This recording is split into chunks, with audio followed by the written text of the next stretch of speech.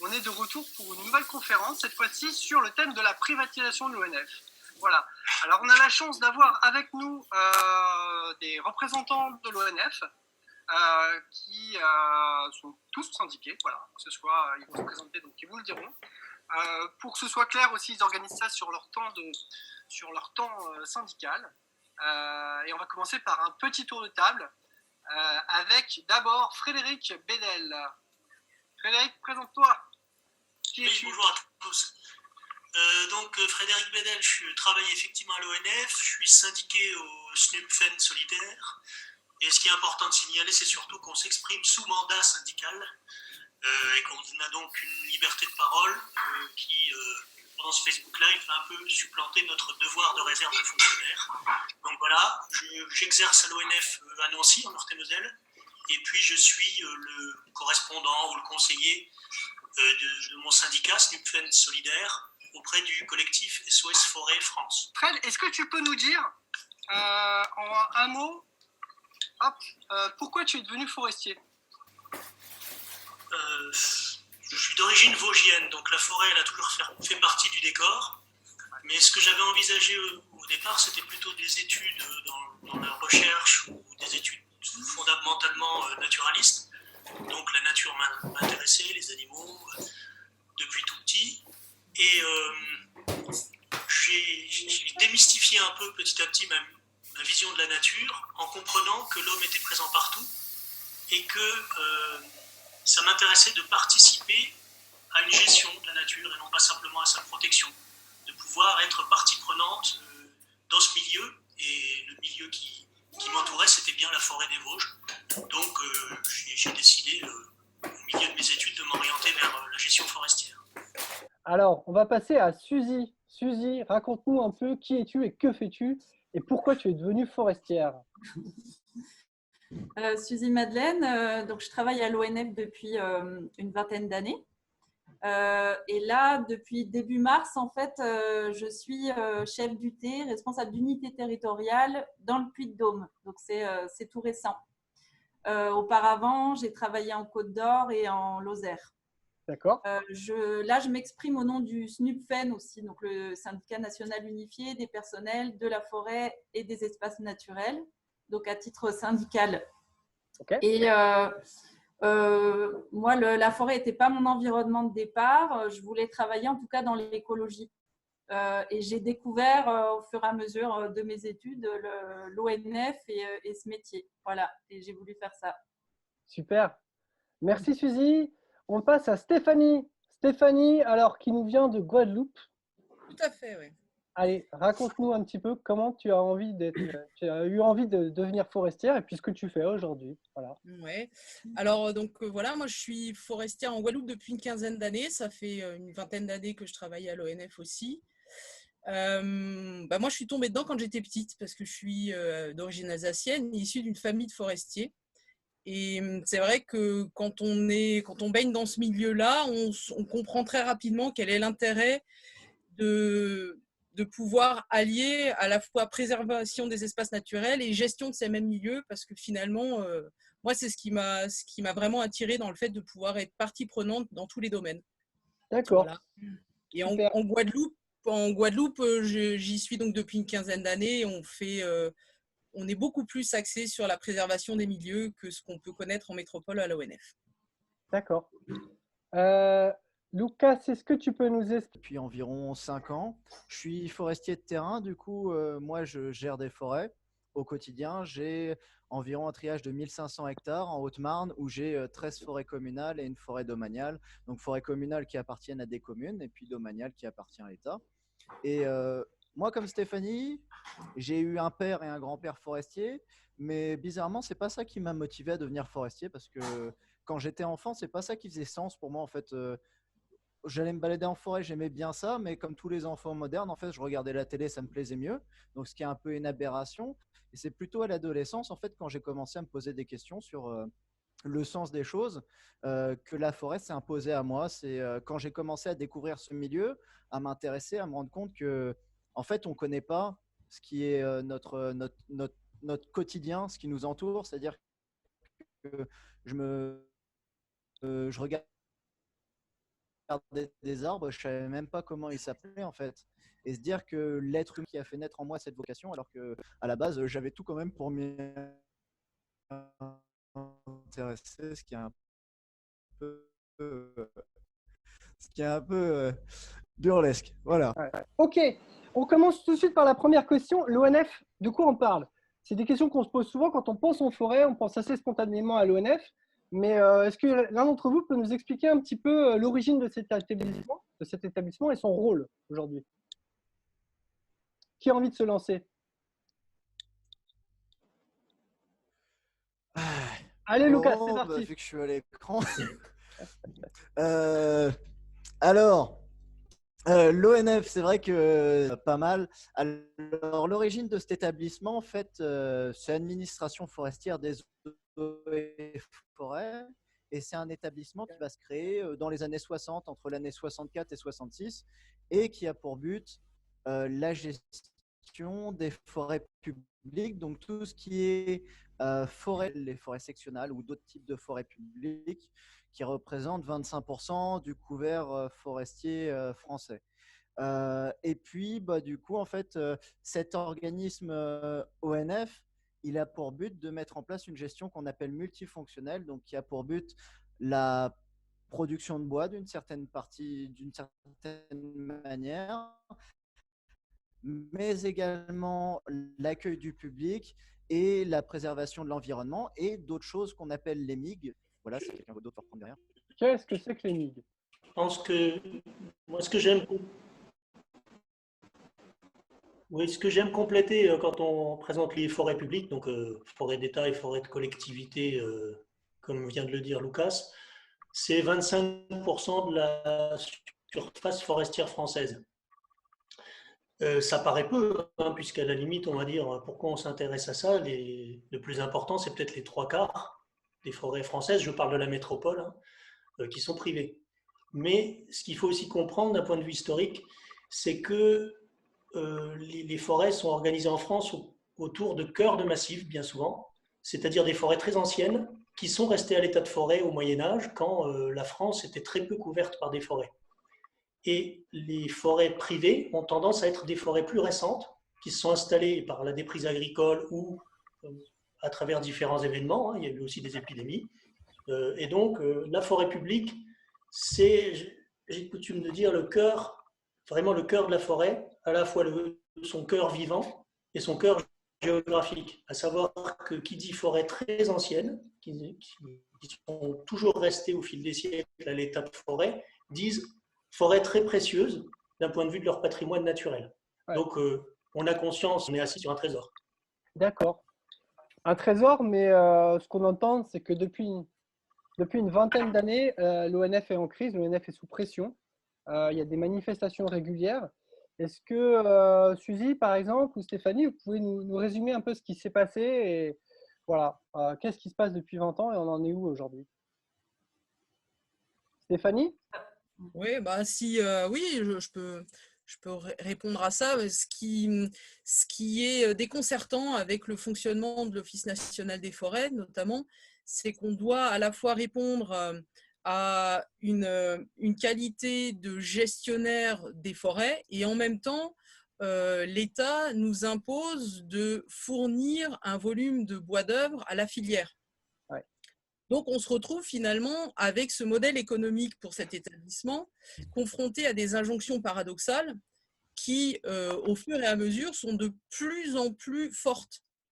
C'est-à-dire qu'on ne peut pas à la fois être garant de la préservation de nos forêts, comme l'a dit Frédéric, les forêts publiques sont les forêts qui ont toujours historiquement été des forêts et par la suite, les forêts privées se sont développées, j'ai envie de dire, autour.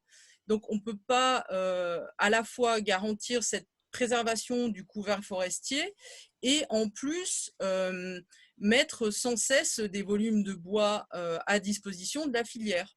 Ouais. Sachant que, évidemment, le modèle économique dont je parle, de l'ONF, il est assis sur ses recettes. Donc, jusqu'à présent, sur uniquement les ventes de bois. Ouais. Donc, effectivement, les ventes de bois, elles sont censées pouvoir permettre, dans un cadre de gestion raisonnée, de continuer à protéger et à régénérer les forêts dont on a la charge. D'accord, ouais. On va venir justement sur cette question des coupes de bois, parce qu'effectivement, c'est ce qui vient assez spontanément en tête quand on parle de gestion forestière. Est-ce que vous pouvez essayer de nous expliquer un petit peu pour tout le monde, pour bien comprendre, qui est-ce qui décide des arbres à couper en forêt publique? Comment Alors, ça en marche, fait, Suzy, peut-être tu qu'on te lances? pourrait expliquer déjà la base, c'est-à-dire le plan de gestion. Ouais. Et là, ça pourrait être plutôt Frédéric qui le ferait, les aménagements forestiers. Moi, je peux parler ensuite de ceux qui vont mettre en œuvre ces aménagements forestiers. Je vois que vous avez bien préparé. Allez, Fred, tu te lances sur les aménagements forestiers? Merci Suzy. Donc, C'est quoi un aménagement forestier? ouais, si on veut procéder dans l'ordre, la loi forestière, hein, le code forestier, qui au passage est un des plus anciens, une des plus anciennes législations en France, hein, qui est censée au départ protéger les forêts. Donc ça fait très longtemps qu'on a conscience, et en particulier en France, ça a toujours été une école forestière modèle pour le monde entier, au moins dans les principes. Parce qu'en gros, hein, on a coutume de dire depuis l'ordonnance de Valois au XIIIe siècle, donc ça date Oh pas là d'hier, là, on jusque-là. doit protéger les forêts. Mais en tout cas, voilà, on doit les gérer durablement. Et dans ce code forestier, il y a quelque chose qui est central, qui concerne à la fois les forêts publiques, mais aussi les forêts privées. C'est-à-dire qu'on ne peut pas couper un bout de bois sans prendre d'abord de garanties, sans s'assurer de garanties de gestion durable. Ouais. En forêt privée, ça s'appelle des plans simples de gestion, et ça s'applique pour toutes les forêts privées de plus de 25 hectares. Donc c'est très protecteur, c'est une entorse à la propriété privée qui pourtant, c'est l'article 1 de notre Constitution. Mais en tout cas, voilà, la protection légale, elle existe en France par le Code forestier. Et en forêt publique, ça s'appelle des aménagements forestiers. C'est des plans de gestion qui actuellement ont une durée de 20 ans de programmation de ce qu'on va faire en forêt. Donc tous les 20 ans, on révise un petit peu la trajectoire. Et dans ces plans de gestion, on doit préciser toutes les parcelles qu'on envisage de passer en coupe. Si on ne le fait pas, nulle part on peut couper un bout de bois en forêt publique et même en forêt privée de plus de 25 hectares. Donc c'est quelque chose qui programme, telle année, je vais passer dans telle parcelle, je vais parcourir toute la surface ou pas. Il y a peut-être un endroit intéressant que je ne vais pas passer en coupe de bois. Et puis la quantité de bois. Le plus souvent, c'est des éclaircies, c'est rarement des coupes rases qui sont prévues. Ouais. On ne coupe pas tout d'un coup, mais on coupe une certaine quantité de bois. Et tout ça est prévu assez précisément dans un plan de gestion sur 20 ans. Et il faut que l'action de tous les collègues, donc ce que va décrire Suzy, s'inscrivent, respectent ce programme pendant 20 ans. Ouais, il faut ou il faudrait. Tu m'expliquais en préparant ce Facebook Live qu'aujourd'hui, on arrivait parfois à des situations inverses où le plan d'aménagement n'est plus en cours ou n'est plus adapté, et puis derrière, vous avez la pression de la direction pour couper du bois, quoi. Est-ce que tu peux nous expliquer un petit peu cet exemple, moi, qui m'avait un peu frappé? Oui. En fait, donc, moi, j'encadre des personnels qui font ces plans de gestion. Donc, je connais bien le sujet depuis 2002, c'est mon travail, c'est une partie de mon travail. Et en même temps, je suis aussi responsable du programme de marquage des bois dont on va parler, marquer précisément les bois à couper et ceux à préserver. Ouais. Et donc, normalement, la loi dit, on fait d'abord un plan de gestion, telle et telle parcelles sont prévues, donc j'ai droit d'aller ensuite marquer des bouts de bois. Ouais. J'ai eu le cas plusieurs fois, mais une forêt domaniale d'une certaine taille qui faisait plus de 1200 hectares, donc ce qui est déjà pas mal, il y a quelques années, le plan d'aménagement était caduc. Voilà, l'année précédente, c'était la fin de durée de validité du plan de gestion. Donc, on devait, avant de pouvoir faire de nouvelles coupes, réviser ce plan de gestion et programmer les nouvelles coupes. Ouais. Or, les équipes de terrain, on leur avait fait bien comprendre que les résultats financiers de l'établissement, pour certains, leurs primes, dépendaient de l'avancée des coupes. Alors, c'était des coupes déjà marquées dans le cadre du précédent plan d'aménagement. Mais l'exploitation, elle n'était pas si urgente que ça. Et moi, je suis venu pour leur dire, il faut qu'on révise le plan d'aménagement, il faut qu'on fasse donc des inventaires très précis dans les forêts, et donc ça va demander du temps. Il faut qu'on se mette en conformité et faire les choses dans l'ordre. Et les équipes de terrain m'ont dit, on n'a pas le temps, on doit faire justement avancer plus vite sur les exploitations dans cette forêt-là. Et il a fallu que je leur rappelle qu'en tant que fonctionnaire, il devait respecter le code forestier, donc la séquence, d'abord l'inventaire des peuplements, le plan de gestion, puis les coupes. Ouais. Et heureusement qu'à côté de moi, j'avais un collègue, et ils sont nombreux à l'ONF, qui a encore une éthique de travail et qui m'a dit, oui, bon, je sais, moi j'ai promis la vente de cette coupe-là, cette coupe-là et cette coupe-là, mais j'accepte de négocier avec l'acheteur, de reporter ça de plusieurs semaines pour t'appuyer dans ta demande et que les équipes de terrain aillent d'abord faire les inventaires et le plan de gestion. Donc, il faut sans cesse rappeler les priorités et l'ordre légal. Et quand je dis il faut, oui, le code forestier ne laisse pas le choix. Mais les passe-droits, ils arrivent assez vite quand il s'agit de renflouer les caisses de l'établissement. Ouais, c'est très intéressant de vous entendre parce que c'est vrai qu'on n'a pas toujours les coulisses de ce qui se passe sur ce qui se discute entre collègues au sein de l'ONF. Et par contre, on voit ce qui se passe en forêt, quoi. Et j'ai envie de proposer justement à Didier Caron, qui est dans l'Oise, de nous expliquer un petit peu les tensions qu'il y a avec l'ONF, notamment sur cette question des récoltes de bois, puisque dans le nord de la France, la contestation, elle est très très forte dans de nombreuses forêts domaniales où l'ONF est régulièrement pointé du doigt pour avoir exploité fortement les forêts. Et j'aimerais bien t'entendre un peu là-dessus, Didier, si tu peux te présenter, nous expliquer ce que c'est aussi que le collectif SOS Forêt rapidement. Et puis voilà, comment toi tu vis aujourd'hui, c'est quoi ta relation avec l'ONF? Alors, d'abord, je vais me présenter. Donc, je suis Didier Caron et je vais parler au nom d'une association qui s'appelle Agir pour la sauvegarde des forêts. Cette association regroupe toutes les associations qui s'occupent de forêts depuis Mormal, Saint-Gobain, Retz, Compiègne, Ermenonville, Chantilly et même au-delà puisqu'on va en Île-de-France. Donc on s'est regroupé parce que justement on a l'impression, et ce n'est pas une impression, qu'actuellement l'ONF il va très très fort dans nos régions. Il y a une très très forte pression et j'étais intéressé par ce que vient d'expliquer Fred à l'instant, puisque ce que l'on vit actuellement à Compiègne, c'est une forêt qui est en très très grande difficulté, il faut vraiment le dire. Elle est installée sur des sols qui ne sont pas très riches, il y a sûrement des peuplements qui ne sont pas en station, mais elle fait face à de multiples calamités, donc on va les citer. Il y a les Prunus serotina, il y a le hanneton qui vole actuellement en ce moment, la forêt ressemble à un hélicoptère le soir tellement ça vole, et on a des dépérissements. Bref, tout ça fait qu'actuellement, ces forêts sont soumises vraiment à des prélèvements très importants, et on en arrive à prélever actuellement 95% de l'accroissement naturel de la forêt, avec des images telles que vous la voyez ici à l'écran. Là, c'est une parcelle qui n'est pas très loin de chez moi, qui a été récoltée il y a 2 ans. Et on voit très bien le travail là, du débardeur avec ses tas de bois. La parcelle est ruinée sur des sols qui ne sont pas très faciles. Eh bien, on se demande ce que l'ONF va pouvoir planter là-dedans. Donc actuellement, il y a vraiment un ressenti très, très fort et une incompréhension face à cette stratégie. Voilà un autre, je ne commande pas l'image, mais vous voyez, ça c'est aussi au cœur de la forêt de Compiègne, une machine forestière qui est en mauvaise posture, on va dire. Et donc, on est vraiment là sur une exploitation qui est très, très, très importante. Et le constat a été fait par l'ONF que la forêt de Compiègne est en crise. Ouais. Le constat a été fait en 2017. Didier, juste pour que ce soit clair pour tout le monde, parce que quand tu dis la forêt, elle est en crise, c'est-à-dire qu'effectivement, comme de nombreuses forêts françaises, avec le réchauffement climatique, la forêt souffre de dépérissement, souffre d'espèces invasives comme le Prunus serotina. Alors, c'est pas trop lié au climat, quoique on pourra en discuter. La multiplication est plus affaiblie, plus il y a des espèces type qui pullulent, quoi. Tu parlais du hanneton et autres. Et ce que vous contestez, en fait, c'est que non seulement la forêt souffre, mais qu'en plus, peut-être que les méthodes de gestion de l'ONF, plutôt que de régler le problème en ayant une gestion un peu plus douce, en essayant de s'adapter, aggrave le problème. C'est ça que vous questionnez, quoi. Tout à fait, c'est juste cela.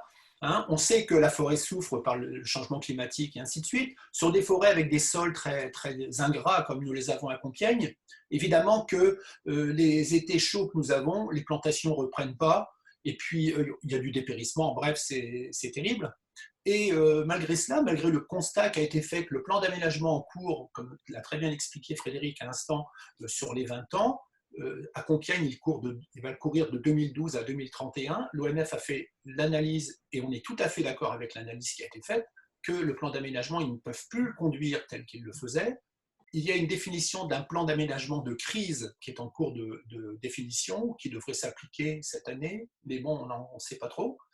Et malgré tout cela, eh bien, le plan actuel s'applique, alors Frédéric l'a très bien expliqué, dans toute sa rigueur, c'est-à-dire qu'on continue invariablement d'extraire du bois de la forêt de Compiègne alors qu'elle est en grande difficulté. Et que nous, ce que nous demandons finalement, c'est d'être peut-être un peu plus prudent et de faire l'analyse complète de la situation avant de dire, bon, on va faire ci, on va faire ça. Je sais que il y a sûrement actuellement beaucoup plus de questions que de réponses. Ça, j'en suis absolument persuadé. Et on en est tous persuadés. Mais il faut un moment calmer le jeu, quoi, j'allais dire. Il faut arrêter de faire les choses. Alors, on a vraiment l'impression qu'on est dans la logique financière que Fred a décrit à l'instant, c'est-à-dire que bon, bah, il faut sortir du bois de cette forêt, et malheur aux forestiers finalement qui ne le fera pas. Et puis voilà, c'est la situation que nous vivons actuellement à Compiègne et qui est terrible. Et puis on peut dire que Chantilly est dans le même état. Hein, même problème. Alors, la forêt de Chantilly, ce n'est pas une forêt domaniale, elle appartient à l'Institut de France, mais elle est gérée par l'ONF et on a les mêmes tracas. Et puis, à côté, la forêt de Retz, par exemple, qui est une forêt qui est sur des sols plus riches, eh bien, on est quand même en train de l'exploiter à des niveaux de prélèvement qui sont très importants, ainsi que Saint-Gobain. À Mormal, ils ont déjà fait le constat que c'était terrible là-bas et que là, la guerre, c'est même plus, elle est larvée, elle existe entre les associations comme les nôtres. Ouais, c'est très fort là-bas parce que je crois que voilà. C'est justement anormal, c'est ça qui est un peu fou dans cette histoire, c'est qu'il faut qu'on en arrive à des degrés de tension très forte entre les citoyens et l'ONF pour qu'enfin ça commence à faire un peu du bruit. Et à Mormal, ce qui a été vraiment frappant, c'est la prise de position de la députée Anne-Laure Catelot qui s'est filmée devant une coupe rase de l'ONF en disant c'est insupportable, quoi. Une députée de la majorité. Et ça, c'est quand même intéressant, ça montre bien qu'il se passe quelque chose aujourd'hui, cette colère, cette contestation citoyenne.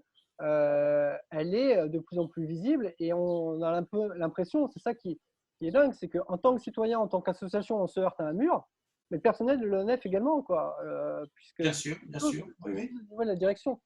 Exact. On a de très bons contacts avec les gens de l'ONF, hein, on en connaît beaucoup. Il y en a qui ils déplorent pour beaucoup. Ils nous expliquent que finalement on a raison dans notre combat. Évidemment, ici on a affaire à des gens de l'ONF qui sont syndiqués, donc ils peuvent parler au-delà de leur droit de réserve de fonctionnaire, mais on a ce sentiment que, et nous, notre association, elle milite depuis plus de 20 ans maintenant, et la dégradation que nous avons vue dans cette forêt, nous avons tiré la sonnette d'alarme des dizaines de fois, à chaque fois qu'on rencontrait, que ce soit le directeur régional ou le responsable d'unité, en disant « Attendez, ça ne marche pas ». Et la réponse qu'on a eue, qui était toujours invariable, « Le temps de la forêt est du temps long ». Oui, mais quand on plante un plant au milieu des Prunus serotina et qu'il ne pousse pas, il n'y a pas de temps long ou de temps de court. Ça ne pousse pas, point. Donc il faut trouver autre chose. Et ce que l'on reproche, moi, un petit peu, mais je sais que c'est le mode de fonctionnement de l'ONF, c'est qu'à un moment, quelqu'un nous dit « Oh stop, on arrête là parce qu'on va droit dans le mur ». Et là, on n'est pas loin du mur en forêt de Compiègne. On n'est pas loin à Chantilly, c'est pareil, on n'est pas loin du mur. Hein. L'autre jour, j'ai reçu un email d'Hervé Le Boulaire, que tout le monde connaît, que le FNE, qui écrit « Un contexte actuel, la menace de disparition de forêt de votre secteur n'est pas du tout de la science-fiction. » En tout cas, il parle de la forêt telle qu'on se l'imagine. Hein. En forêt de Compiègne, on aura toujours des espèces de taillés de Prunus serotina. Ça donne une ambiance forestière, mais ce n'est pas les futaies de chênes et de hêtres que j'ai connus quand j'étais enfant, évidemment. Ouais. Tout à fait.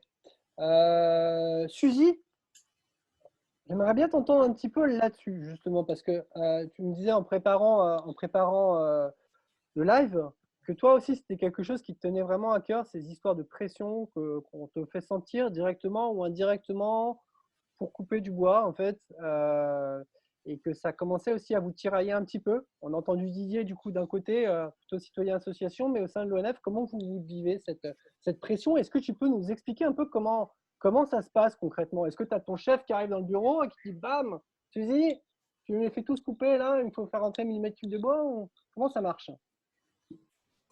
Alors, en fait, il faut savoir qu'à l'ONF, on a deux objectifs vraiment principaux et qui nous sont martelés partout en France, enfin du moins en métropole.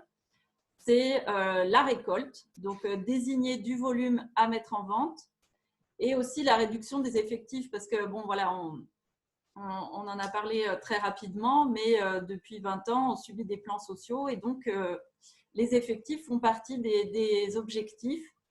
Mais ces objectifs, donc le volume et les effectifs, ils sont analysés tous les mois et ils nous sont répétés inlassablement. C'est-à-dire Donc, quoi être clair, Suzy? Moi, j'ai lu, vous me direz, hein, que le nombre de d'agents personnel de l'ONF a été divisé par 2 en 40 ans. C'est de ça dont on parle? Que l'année dernière, c'est un poste sur 20 qui a été supprimé en 2019. oui, alors moi j'ai l'exemple par exemple de la Lozère où j'étais sur mon précédent poste. On était, donc il y a 20 ans, on était 83. Et quand je suis partie là en 2019, fin 2019, on était 48. Ah ouais. Voilà, ça donne une idée. Ouais. Concrètement, dans le boulot au quotidien, qu'est-ce que ça veut dire? Quelles sont les conséquences de ça? Alors en fait, pour expliquer au quotidien, il faut parler du métier de techniciens forestiers territoriaux. Donc ce sont eux qui vont appliquer sur le terrain les aménagements forestiers. C'est eux qui les mettent en œuvre. S'il n'y a pas de techniciens forestiers territoriaux, on peut écrire tout ce qu'on veut dans un aménagement, il ne se passera rien. Donc, c'est la base de la gestion. Ils sont polyvalents sur un secteur géographique de forêt. On appelle ça le triage. Et pour donner une idée par rapport à ces suppressions de postes, le triage, il y a 20 ans, il faisait à peu près en moyenne 1000 hectares. Aujourd'hui, il fait plutôt 2000 hectares en moyenne au niveau national, quoi. Forcément, puisqu'on a diminué le nombre de techniciens. Et donc, eux, j'ai dit qu'ils étaient polyvalents. Ils ont pour rôle de désigner les arbres à prélever sur les forêts qu'ils gèrent. Ils suivent et contrôlent les exploitations, c'est-à-dire qu'une fois qu'on a désigné ces arbres, on appelle ça le martelage, ces arbres vont être coupés, vendus et coupés. Et donc, il faut contrôler ces exploitations. Il va prescrire, il va suivre les travaux forestiers, par exemple un entretien de route sur une forêt. Il a les relations avec les communes qui sont propriétaires d'une partie des forêts. Et il assure aussi la police. Frédéric parlait du code forestier. Le technicien forestier territorial est compétent sur le code forestier et le code de l'environnement, et c'est lui qui va faire la surveillance et la police sur son triage. Et donc voilà, il y a 20 ans, ils avaient 1000 hectares, aujourd'hui 2000. Il faut savoir également qu'ils ont de plus en plus de tâches administratives à réaliser parce qu'on a supprimé quantité de postes de personnel administratif de soutien. Et donc, ce travail se reporte sur les techniciens qui doivent alimenter des logiciels, des chiffres dans des logiciels informatiques de l'ONF. Et donc, tout ce temps passé sur ces ordinateurs n'est pas du temps à contrôler les exploitations notamment. Ouais. Et en plus, il faut savoir qu'on a de plus en plus de triages qui sont vacants. Le jeu, c'est une fois qu'un collègue part à la retraite, on va attendre un petit peu, un voire 2 ans même, avant de mettre son poste en appel pour le pourvoir. Donc, on se retrouve avec des triages où il n'y a personne. Des triages, par exemple, des exploitations qui démarrent. Oui. Pardon, excuse-moi, j'ai expliqué juste le triage pour que ce soit bien clair pour tout le monde. Vas-y. Donc, le triage, voilà, c'est le secteur géographique du technicien forestier. Les forêts sont rassemblées en un secteur, donc qui fait aujourd'hui environ 2000 hectares. D'accord. OK. Et je crois que Lucas, justement, toi, tu subis ça aussi, cette question de la diminution du nombre de personnel. Et tu me donnais un exemple. Tu peux expliquer un petit peu les conséquences en pratique sur ton travail justement de surveillance de chantier. Qu'est-ce qui s'est passé et pourquoi c'est un problème en fait d'être moins d'agents? Ouais. Alors on va prendre l'histoire depuis le début. On va reprendre depuis l'aménagement. Fred, il nous dit qu'on fait un aménagement qui nous donne en gros la trame pour la forêt. Donc Suzy a expliqué le boulot du forestier. Moi, si vous voulez, dans mon année par exemple, je dois faire tous les ans ce qui s'appelle un état d'assiette, c'est-à-dire que je prends le programme de coupe qui m'est proposé par l'aménagement et je vais vérifier en forêt, en fait, si les parcelles ont la nécessité de passer en coupe. C'est-à-dire qu'on fait un inventaire à l'aménagement, on fait un point à l'aménagement et on estime qu'on a tel programme de coupe à faire une année. Donc moi, je repasse dans la forêt, je refais un inventaire et je constate si oui ou non il faut passer en coupe. Donc ça déjà, ça demande une présence sur le terrain parce que si on ne le fait pas, ben on applique bêtement l'aménagement et on programme une coupe alors que parfois il n'y a pas besoin de faire de martelage. Ensuite, on passe à la deuxième action dont parlait Suzy, le martelage. Donc le martelage, c'est l'opération qui consiste à marquer les bois qu'on va enlever.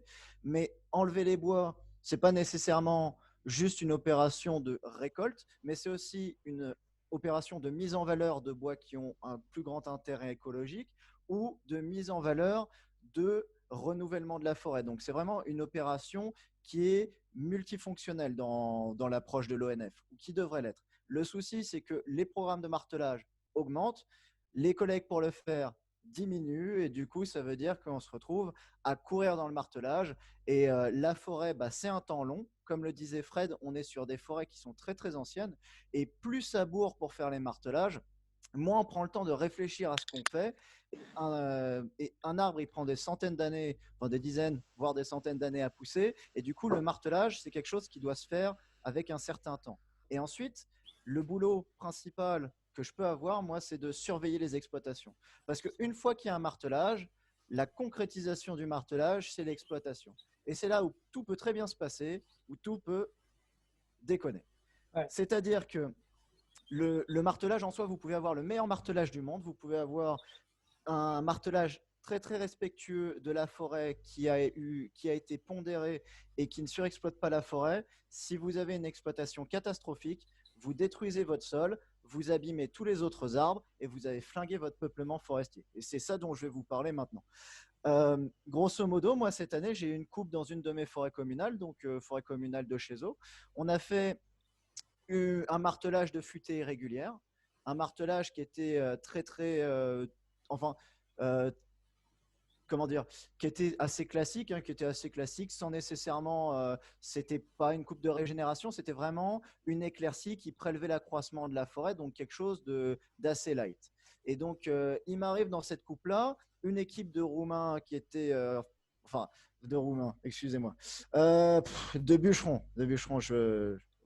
bûcherons, Roumain à qui tu avais du mal à parler, peut-être. Non, oui, j'avais du mal à parler. C'est vrai que, une équipe de bûcherons qui était totalement, sous-qualifiée, qui n'était pas nécessairement dans une optique de faire de la qualité, mais faire de la quantité. C'est-à-dire que quand je leur disais, ça serait bien que vous fassiez ça parce que ça permettra d'avoir un meilleur rendu d'exploitation, ils me disaient, est-ce que c'est obligé? Qu'est-ce qu'il faut payer si on ne le fait pas? Du coup, vous imaginez un peu le rendu d'exploitation derrière, c'était catastrophique. C'était aucune maîtrise des bases de l'abattage, c'est-à-dire l'abattage directionnel. En gros, pour simplifier, un bûcheron, en général, quand il abat un arbre, il sait avec le penchant naturel de l'arbre où est-ce qu'il peut le mettre, où est-ce qu'il ne peut pas le mettre. Et donc, il essaye de l'envoyer là où ça va faire le moins de dégâts possible. Là, l'abattage directionnel, vous oubliez, c'est un trait de scie et puis l'arbre, il tombe là où il veut. Ouais. Donc, assez désastreux. C'est là où arrivent les dégâts, justement. Ce qu'on observe. C'est là où arrivent les dégâts. Les fameux dégâts d'abattage. C'est ça. C'est-à-dire qu'un arbre, quand il tombe, vous imaginez bien qu'un arbre qui a une grande ampleur, il peut abîmer tous les arbres autour, ce qui fait donc des écorçages ou des arrachages de branches ou l'arrachage complet de l'arbre.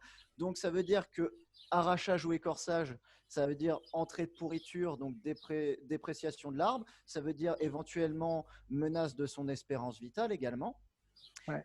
Et donc derrière, le souci de ces exploitations-là, c'est que pour se faire comprendre, pour essayer de recadrer les choses et pour constater les dégâts, ça prend un temps qui est phénoménal. Ça demande une présence sur le terrain qui est totalement capitale en cette période-là. Et la période d'exploitation, chez moi, c'est là où on fait les martelages. Donc, vous imaginez bien que ça fait des grosses journées et que quand on a 10 coupes en même temps, sur la même semaine à les suivre, qui se passent très, très mal, c'est très compliqué. Et là, du coup, pour vous donner un exemple, à chaque fois que j'allais suivre cette coupe, donc tous les 2 jours, je passais quasiment 2 à 3 heures dessus à répertorier tous les dégâts qui étaient faits et à essayer de demander aux bûcherons de respecter des consignes et d'essayer de faire plus correctement leur boulot. Ils n'étaient pas un boulot qui était critique, c'est-à-dire qu'on ne pouvait pas nécessairement arrêter l'exploitation, mais à la fin de la coupe, le marchand de bois, il est reparti avec 3 000 € de pénalité, pour vous dire. Donc, c'est-à-dire que c'était totalement démentiel. Il y avait vraiment un laxisme qui n'était pas possible. Ouais. Et derrière, c'est extrêmement compliqué. C'est-à-dire que si on fait des coupes dans les personnels de terrain comme moi, comme disait Suzy, ce qu'on parle par exemple les intérims, ça veut dire qu'un collègue, par exemple, moi j'avais un collègue sur mon UT, il a eu 3000 hectares pendant 2 ans. Donc vous imaginez bien 3000 hectares, ça fait 2 triages. Ça veut dire que c'est peut-être 20 coupes à suivre ou 15 coupes à suivre par semaine. Donc vous imaginez bien le temps qui peut physiquement y passer, c'est vraiment négligeable. Donc quand ça se passe mal, il n'y a aucun moyen d'améliorer les choses quand on a peu de personnel. Ouais. Et on va revenir là-dessus, Lucas, après justement sur cette question du peu de personnel, du nombre, mais aussi du statut. Parce que c'est effectivement ce qui est en train de changer, cette bataille sur le statut de fonctionnaire et la volonté de l'ONF de développer de plus en plus les contractuels. Mais avant d'ouvrir ce chapitre et justement de parler de ce projet de loi qui nous réunit aujourd'hui, là, qui nous active un petit peu, puisque juste avant le confinement, le gouvernement a voulu faire passer un projet de loi de simplification de la vie administrative dans lequel il y a un article dont on parlera après qui est vraiment une forme d'accélération massive de la privatisation de l'ONF. Voilà. On a la chance d'avoir avec nous Mathilde Panot. Mathilde Panot, hop, super, habituée à mettre son micro. Mathilde, bienvenue. Merci. Merci de prendre le temps d'être avec nous aujourd'hui. Je te présente pour ceux qui ne te connaissent pas, députée de la France Insoumise. Et puis surtout pour nous en tout cas, initiatrice d'une commission d'enquête parlementaire qui réunit des syndicats, les syndicats qui sont là, d'autres également tout le monde n'a pas pu venir aujourd'hui, des associations et puis des députés de différents partis politiques. Et ça c'est vraiment intéressant. Est-ce que tu peux nous en dire un petit peu plus justement sur ce qui t'a motivé pour lancer cette commission d'abord? Bien et sûr. Si tu veux te présenter encore davantage. Ah non, tu l'as très bien fait. Merci déjà Sylvain de cette opportunité parce que je pense que c'est important qu'on soit certes confiné mais qu'on ne confine pas nos esprits. Donc c'est hyper important et intéressant de parler, surtout en ce moment où on se rend compte de l'importance du service public forestier. Donc la commission d'enquête, c'est une commission d'enquête citoyenne qu'on a lancée en septembre et qui au départ vient de la lecture du livre de Gaspard Dalens, qui est journaliste et auteur, qui a fait un livre qui s'appelle Main basse sur nos forêts, et aussi du film Au temps des forêts, qui, je crois, ont permis de diffuser largement les problèmes que rencontraient aujourd'hui les humains qui travaillent en forêt et puis le problème qu'il y avait sur les forêts actuellement. Donc, cette commission d'enquête, elle a fait une trentaine d'auditions, dont certains d'entre vous, et ça me fait plaisir de vous voir. Donc, une trentaine d'auditions, que ce soit de forestiers, de scientifiques, voilà, de plein de gens différents. Et elle a travaillé en lien aussi avec les assises de la forêt, qui, alors ça peut-être que Sylvain, tu voudras en reparler, donc qui ont été organisées, si je me rappelle bien, en octobre ou en novembre. Avec en octobre, voilà, et qui ont travaillé en lien avec différents acteurs, qui ont fait rencontrer plein d'acteurs différents, qui parfois d'ailleurs ne se parlent pas, pour construire ensemble, co-construire ensemble des propositions. Et ça nous a beaucoup aidé dans la commission d'enquête citoyenne. Et donc, ces auditions, les visites de terrain qu'on a faites, la participation aussi à certaines manifestations, et je pense à celle qu'a organisée Canopée sur Stop Coupe Rase dans le Morvan, mais aussi celle de défense de l'ONF à Nancy. Ouais. Et ces assises de la forêt permettent d'arriver à un certain nombre de propositions. Et l'idée de cette commission d'enquête, c'est de dire que la loi, ce n'est pas juste l'affaire des élus, que la forêt, c'est l'affaire de toutes et tous, qu'il y a des enjeux colossaux autour de la forêt, et donc que c'est important qu'il y ait un débat politique autour de cette question, et qu'on co-construise ensemble, citoyens, élus, professionnels, qu'on co-construise ensemble une loi sur les forêts comme bien commun, parce que c'est ce que sont les forêts. Et donc, c'est ce qu'on contribue à faire avec la commission d'enquête. Et juste un petit mot, peut-être, Sylvain, si tu me permets. Tout à l'heure, tu parlais d'Anne-Laure Catelot, donc, qui est députée de La République En Marche, qui s'était notamment mobilisée sur la forêt de Mormal contre les coupes rases. Grâce à notre commission d'enquête, mais aussi à la mobilisation citoyenne, associative qu'il y a à côté, elle a été nommée par le gouvernement pour faire des propositions. Donc, elle a 6 mois pour faire des propositions au gouvernement et au président de la République. Et je pense que cette commission d'enquête, elle contribue à faire de la pression pour dire que oui, nous avons besoin d'un service public forestier et oui, nous avons besoin d'une gestion qui n'est pas une gestion industrielle de ces forêts. Oui, tout à fait. Ça, c'est clair qu'en ce moment, ça bouge beaucoup. Juste avant le confinement, justement, moi, et c'est ça qui est presque paradoxal, c'est qu'on se rend compte qu'il y a une prise de conscience des citoyens. Les députés se mobilisent, se saisissent du sujet, y compris au sein même de la majorité, ce qui est quand même pas évident toujours. Et derrière, on a ce projet de loi ASAP qui arrive de nulle part. Enfin, si, on sait très bien d'où justement, qui prévoit de non seulement réduire le nombre de membres du conseil d'administration de l'ONF, et donc ça, j'ai hâte d'entendre un petit peu la conséquence que ça peut avoir, et puis surtout une généralisation du statut de contractuel. Voilà. Frédéric, est-ce que tu peux nous expliquer un petit peu pourquoi vous voyez un danger avec ce projet de loi ASAP et ce que vous avez essayé de faire, notamment pour l'instant au Sénat, puisque le projet de loi a été examiné au Sénat. Et voilà, comment vous sentez que les sénateurs vous ont écouté? Est-ce qu'ils vous ont écouté, pas écouté? Voilà. Oui. Bon, le contexte n'est pas récent. Dès 2010, il y avait déjà le ministère de l'économie qui avait fait fuiter une note secrète. Je ne sais pas comment ils font pour faire fuiter des notes secrètes, si ce n'est pour habituer les esprits au fait qu'on allait privatiser l'ONF. Donc c'était une proposition sur la table. Maintenant, bien sûr, les gouvernements successifs s'en défendent, mais concrètement, à l'ONF, déjà, ça fait 2 ans que le recrutement de fonctionnaires est simplement bloqué et que tous les recrutements se font sous forme de contractuels de droit privé. Et arrive cette loi ASAP qui semble gravée dans le marbre. C'est assez marrant d'ailleurs. Les syndicats de l'ONF ont attaqué sur le fait qu'on est en train de nommer des contractuels privés sur des postes de garde forestier. C'est les fameux techniciens forestiers territoriaux dont parlait Suzy tout à l'heure. Bon.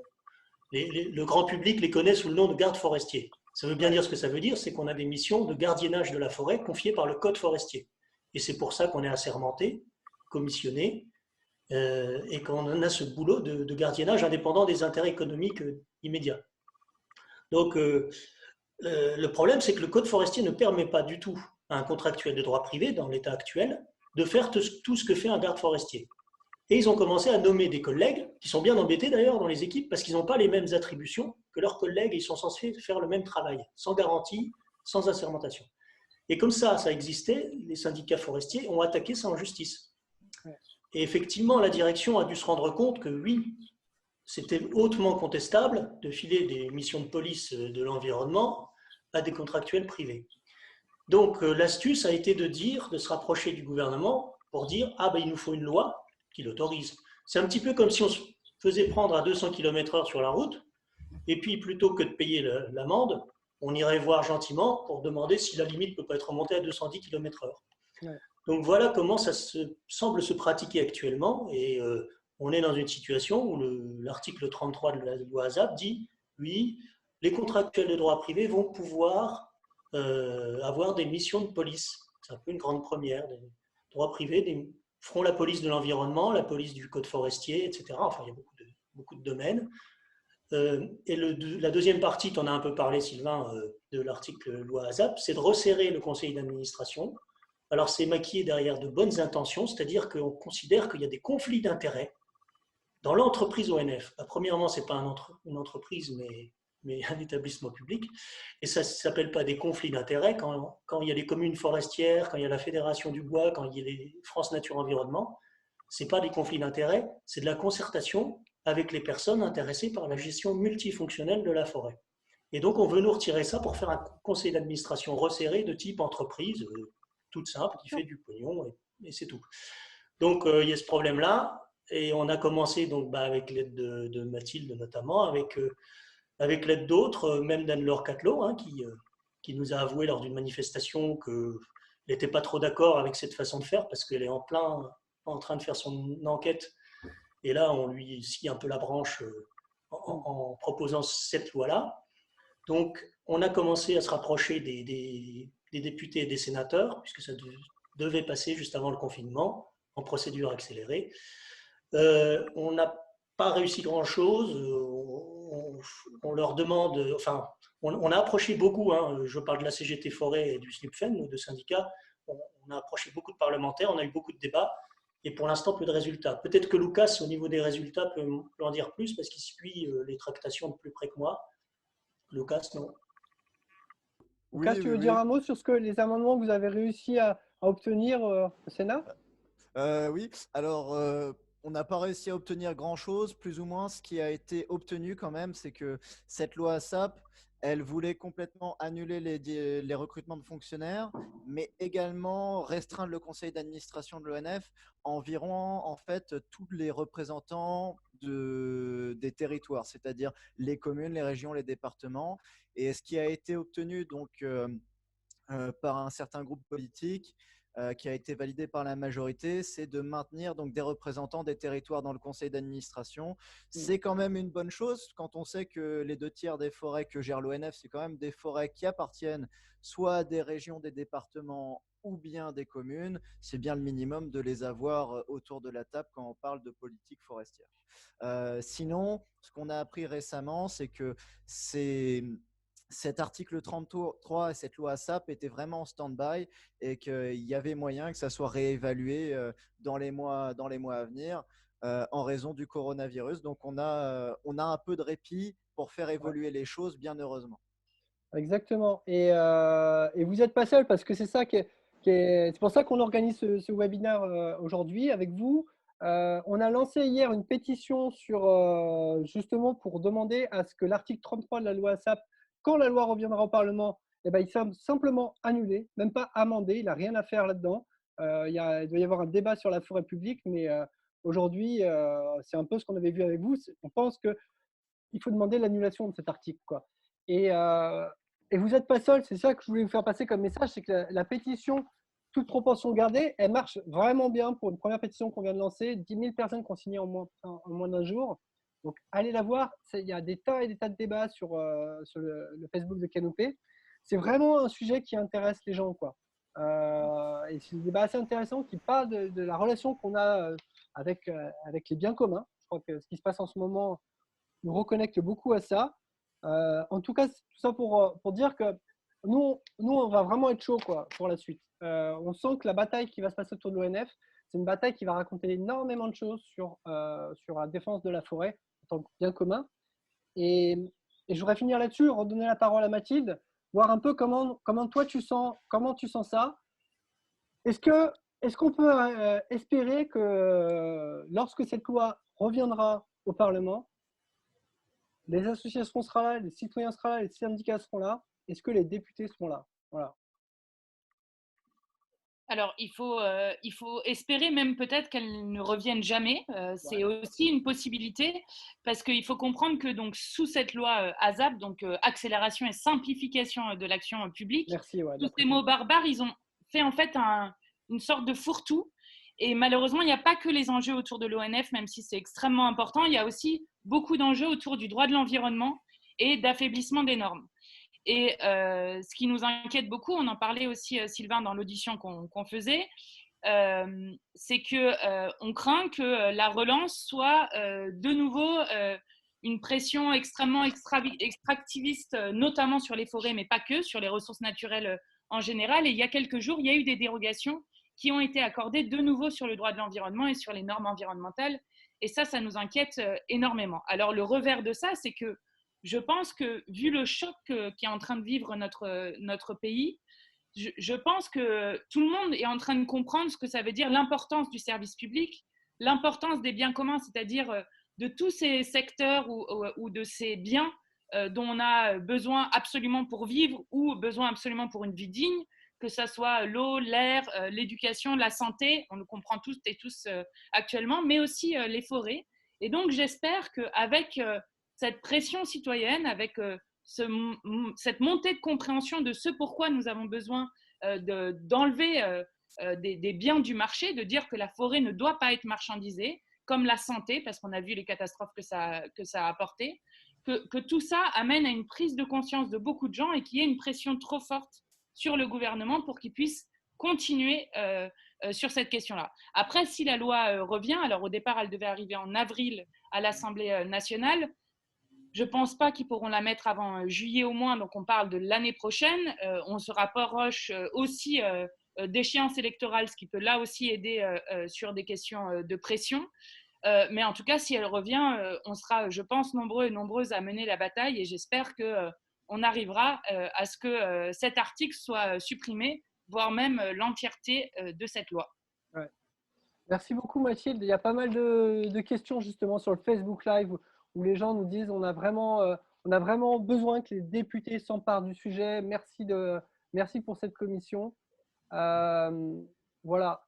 On va passer à la suite. En tout cas, merci Mathilde. Tu peux bien sûr rester jusqu'à la fin, comme tout le monde. Je vais regarder sur le live. D'accord, ça marche. On va aller faire un petit tour dans les Ardennes avec Olivier. Olivier, toi, tu habites du côté de Bout-au-Bois. Au revoir Mathilde. Olivier, tu es du côté de Bout-au-Bois, un coin magnifique, siège social de la Hulotte. Oui, c'est ça. Oui, c'est le berceau, la naissance des CPN. C'est le village qui m'a attiré. C'est le village où moi, gamin, je suis venu me former à l'éducation de l'environnement. Ouais. Et c'est un village que je n'ai pas voulu quitter puisque j'y suis revenu m'y installer 20 ans plus tard. Ouais. 20 ans plus tard, c'est une coïncidence de calendrier. C'est le nouveau plan d'aménagement de 1999 pour la forêt de Domanial de la Croix-aux-Bois. Ouais. Nouveau plan qui était qualifié par les anciens de l'ONF à l'époque et dont un certain nombre sont partis depuis. Il qualifiait ce plan-là de pas réaliste et de pas faisable. C'était trop, c'était des volumes trop importants et ça ne pouvait pas être commercialisé, ou en tout cas les débouchés locaux étaient impossibles. Il y a des choses simples, on a fait des regroupements de parcelles, donc ça veut dire qu'il y avait 40 hectares de chênaies et trés qui allaient partir d'un seul coup. Donc ça, c'est pas accessible aux petites scieries qu'on a vu disparaître les unes derrière les autres dans le secteur. Ouais. Donc voilà, une chênaie très...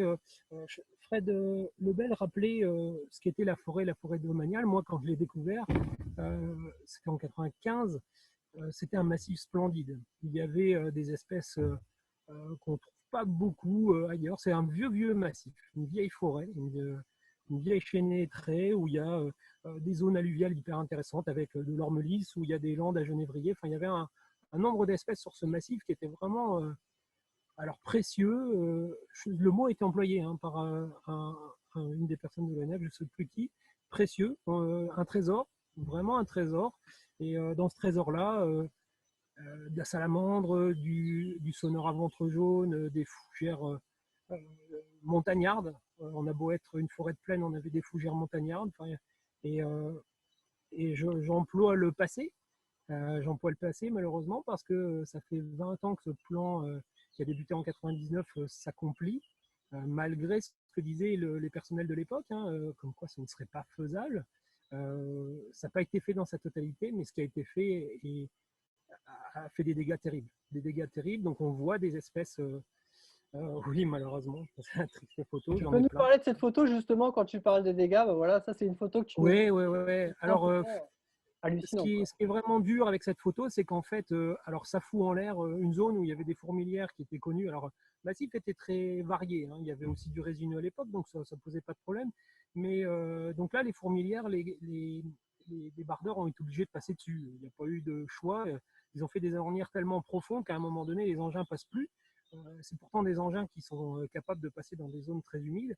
Et là, ils ne passaient plus. Donc, plutôt que d'un chemin de débardage qui aurait fait la largeur de l'engin, on est arrivé sur une zone qui fait 40 mètres de large, qui a été complètement retournée. Et tous ces limons qui du coup, ont été exposés à la pluie, ont raviné dans les ruisseaux plus bas. Et ça flingue un autre milieu naturel qui sont ces petits ruisseaux, ces petites sources forestières qu'on a et qui présentent plein d'espèces super intéressantes.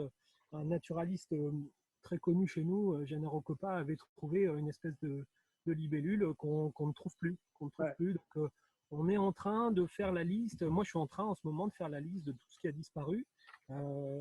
Alors en 99, Pierre Déhomme, l'auteur de La Hulotte, Christophe Bernier, enfin tous les grands naturalistes du coin avaient fait des super inventaires qu'ils ont confiés à l'ONF en vue de l'établissement du plan d'aménagement de 99. Ils ont confié toutes leurs données, toutes leurs observations. Et moi, malheureusement, aujourd'hui, je fais le travail inverse, c'est-à-dire que je fais l'observation de tout ce qui a disparu et tout ce qui a été flingué. Donc, je vous disais, Sonneur à ventre jaune, les stations de Landes à Genévrier, il n'en existe plus. Le Grand Sylvain, il y a quelques observations, c'est un papillon, il y a quelques observations l'année dernière, mais vraiment sur des très faibles effectifs. L'Autour des Palombes ne niche plus. L'épervier, enfin, je ne vais pas vous faire tout le catalogue parce que mais justement, Olivier, oui. Le catalogue, moi, ce qui me choque, c'est que le catalogue, on pourra y passer, comme tu dis, la soirée, quoi. Ah oui. Mais là, l'image qu'on voit, par exemple, vous me contredirez ou pas, mais on est sur un franchissement de cours d'eau, c'est même illégal. C'est-à-dire qu'il y a peu de lois qui permettent de protéger les forêts, et la question de l'eau, c'est un des rares leviers qu'on peut actionner. Là, franchir un cours d'eau comme ça, sans mettre de protection pour que l'engin passe, c'est même illégal. Donc, est-ce que l'ONF a été sanctionné? C'est pas un cours d'eau. Hein. C'est pas un cours d'eau, c'est-à-dire que le cours d'eau est en contrebas et le cours d'eau va se récupérer les limons de ce chantier-là. Après, enfin voilà, sur cette photo-là, elle illustre pas la destruction d'un cours d'eau. Là, on est en haut de côte et le cours d'eau, il est dans la vallée derrière et il va se récupérer tous ces limons. Donc, l'effet sera le même, mais voilà. D'accord. On est quand même sur des pratiques. Je serais curieux, on va laisser la parole après à Fred là-dessus, avoir sa réaction. Mais moi, ce que je trouve fou, c'est que non seulement, effectivement, c'est contestable d'un point de vue. Donc, si tu me dis que c'est pas un cours d'eau, effectivement, sur la loi sur l'eau. J'ai eu des cours d'eau esquintés comme ça. D'accord. Mais on est aussi dans une forêt qui est certifiée durable, quoi. Le label PEFC. Ça, c'est la forêt domaniale. Ça, Fred, est-ce que tu peux nous en dire un mot? Est-ce que ce sont des pratiques qui sont censées être certifiées durables? Certifié durable, je ne sais pas. Moi, je ne suis pas très à l'aise avec les certifications. J'ai bossé dans le cadre de la certification, justement, dans les années 2001, à une époque où on avait imaginé des référentiels. Et puis depuis, les référentiels sont quand même moins ambitieux que ce qu'on avait imaginé à l'époque. Et d'autre part, il y a un problème de fond, à mon avis, puisqu'on parle de service public dans la question de la certification. C'est juste une parenthèse, mais il y a un lien. Qui fait que dans le collectif SOS Forêt France, dans les textes fondateurs, on a dit que notre but était plutôt de renforcer les outils réglementaires que la certification qui donne des résultats décevants. Et c'est une démarche générale. Au départ, la certification, PEFC, FSC, c'est un principe où le marché doit servir la vertu, comme disait le WWF en créant FSC. Le problème, c'est que, on y croit ou on n'y croit pas, mais en l'occurrence, le problème, c'est qu'une certification doit aller plus loin que les garanties légales. Donc, une façon d'y arriver, c'est d'abaisser les garanties légales. Et plus on diminuera les garanties de service public, plus on découpera le code forestier, plus on mettra des contractuels privés sur des missions de police où ils n'ont pas le pouvoir de résister à une certaine filière ou à certaines pressions. Et plus d'accord les garanties légales sont basses, et plus on va se retrancher derrière des certifications. Or, la certification PEFC, elle a ce gros problème qu'elle ne va pas regarder beaucoup dans le détail l'état de la forêt. Elle va regarder les principes de gestion, elle va regarder s'il y a un aménagement. Mais l'application de l'aménagement n'est pas regardée de près dans PEFC. Donc ça, c'est un problème qui fait que, je continue à dire, moi je préfère avoir un code forestier fort, des personnels assermentés. Moi, au départ, je n'étais pas fonctionnaire. J'ai passé le concours au bout d'un moment. Et d'ailleurs, à l'école, ça me faisait marrer, toutes ces questions de fonctionnariat. Je me disais, si on est un bon technicien et qu'on a une éthique, on peut gérer durablement la forêt. Mais les pressions économiques, elles existent. Et sur une forêt comme la forêt publique, on ne l'a pas dit, mais qui représente que 25% de la surface, mobilise quand même 40% du volume de bois sur un seul opérateur. Donc, l'ONF est bien le premier vendeur de bois de France, avec 25% de la surface.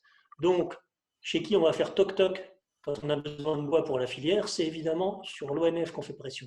Donc, il faut qu'on soit protégé. Après, voilà, moi, je ne connais pas précisément cette forêt-là. Tout ce que tu dis, Olivier, ça fait flipper, quoi. Des espèces qui disparaissent. De tels dégâts au sol, ça ne devrait pas être possible. Mais... Qu'est-ce qu'on te répond, Olivier, excuse-moi Fred, qu'est-ce qu'on te répond à l'ONF quand tu les interpelles? Est-ce que tu as essayé de les interpeller déjà? Ouais. Alors, j'ai interpellé à deux endroits radicalement opposés. Moi, j'ai été à la direction, à Charleville-Mézières, là où il y a eu une manif cet automne.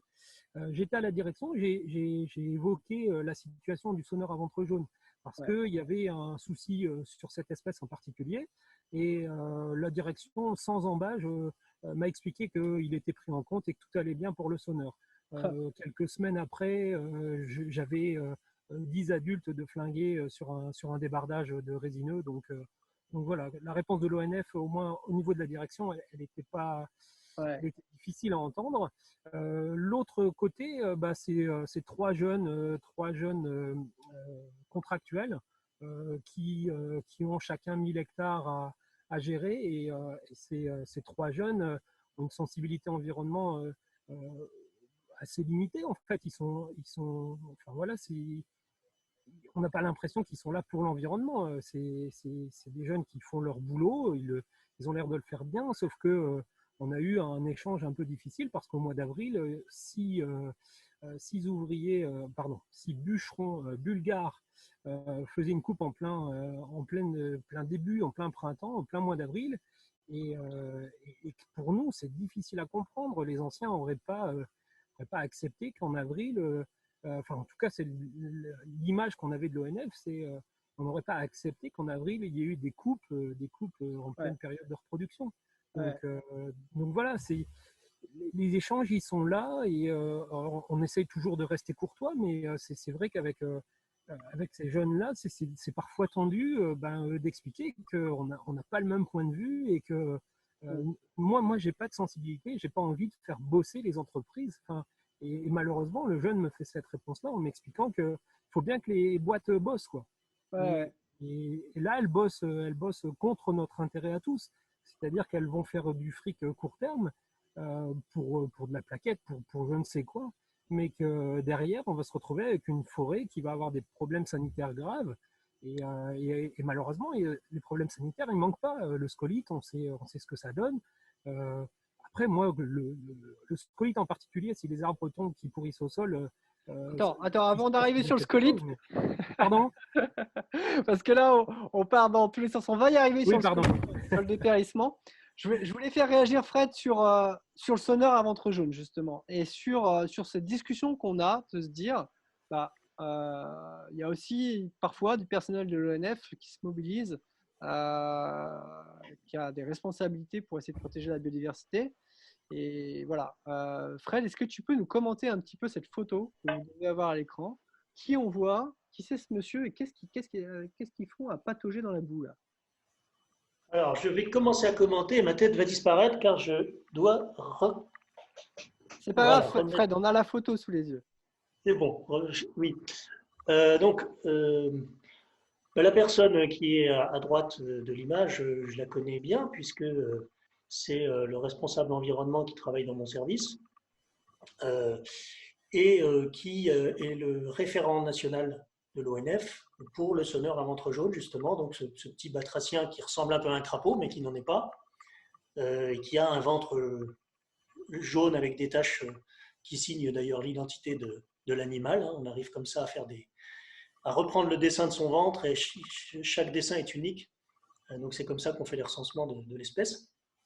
Donc voilà, Eric, lui, est spécialiste du sonneur depuis longtemps. Au sein des réseaux naturalistes de l'ONF, puisqu'on a essayé d'augmenter notre expertise sur certaines espèces, et à tel point d'ailleurs que le ministère de l'Environnement a confié le pilotage du plan national d'action sur le sonneur à ventre jaune à l'ONF. Donc c'est une marque de confiance où au départ on nous dit qu'on est armé en quelque sorte pour s'assurer de la protection de cette espèce. Le sonneur, bon, sans lui faire toute sa biographie, il y a des endroits où il est très abondant, en particulier en Lorraine, mais on est sur la limite de son aire de répartition européenne et c'est une espèce très menacée à l'échelle européenne. et qui donc se trouvent dans les flaques d'eau bien éclairées, comme celles qu'on voit ici, alors qui sont souvent sur les chemins, et donc c'est une espèce qui n'est pas facile à gérer, parce qu'il y a un conflit direct entre le passage des engins et la nidification des sonneurs dans ces petites mares. Alors d'accord, c'est pas facile, c'est vraiment une cristallisation de la multifonctionnalité, cette question-là, parce que comment combiner les bonnes périodes d'exploitation avec les contraintes économiques et le cycle de vie du sonneur, c'est pas facile, mais on a la prétention d'être exemplaire dans le domaine. Or, Eric, depuis plusieurs années, fait un suivi de population sur la forêt domaniale de Verdun, en Meuse. Et donc, c'est un suivi modèle qui a fait l'objet de 10 publications internationales dans des revues à signature. Donc, c'est normalement un fleuron que l'ONF pourrait mettre en avant sur son image environnementale. Mais il se trouve qu'à diverses reprises, Eric a fait valoir la protection du sonneur par rapport aux intérêts économiques.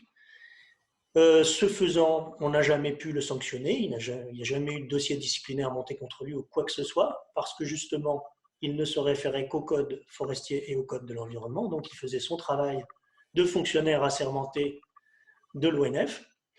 Donc on n'a pas barre sur lui d'un point de vue officiel, pas de sanction, etc. En revanche, une mise à l'écart de tout un tas de choses qui a culminé l'année dernière par une décision qui a été de dire « Monsieur Bonner ne suit pas, ne cesse de suivre, de faire ce suivi pour le sonneur à ventre jaune qu'il fait depuis 12 ans, qui est modèle au niveau national et même plus, européen, sur un site Natura 2000, donc regardé par l'Europe. Et alors que Eric, encouragé par la direction générale de l'ONF, s'est inscrit à un diplôme de l'école supérieure, enfin des études supérieures, là, pour faire l'équivalent d'un doctorat en formation continue. Donc ça remet en cause certains engagements vis-à-vis de lui, l'image verte de l'ONF, etc.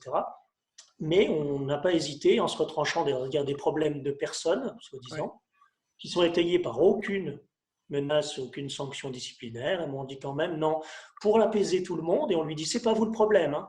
Il faut apaiser l'ambiance, c'est pas du tout vous le problème, mais on va vous mettre à l'écart. Et Eric, donc, il est fonctionnaire, on est d'accord aujourd'hui. Il est fonctionnaire, donc pour l'instant, il n'y a pas de sanction. Mais...